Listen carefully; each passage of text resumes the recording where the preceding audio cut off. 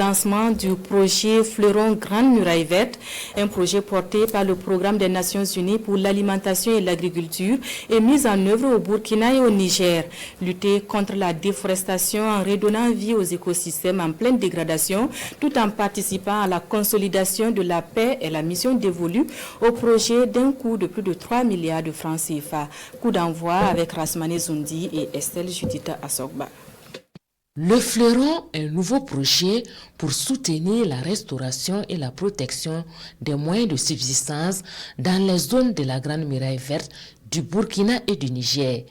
Il est lancé en marge des travaux du 3e séminaire résiduel de l'Agence panafricaine de la Grande Muraille Verte qui se tient dans la capitale burkinabé.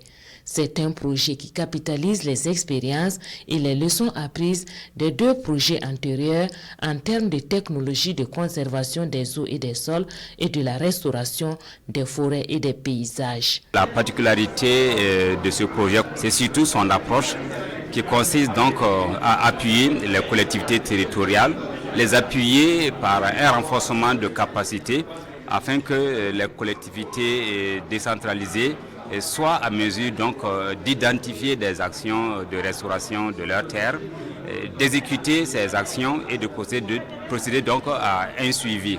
On a associé des subventions pour le développement d'activités génératives de revenus afin de permettre donc à ces communautés également d'améliorer leur existence et de ne pas avoir trop de pression sur les ressources naturelles. 6 communes du Niger et 5 du Burkina, à savoir Yamba, Bogandé, Sitenga, Korsimore et Yako, sont les zones couvertes par le Fleuron Grande Muraille Verte.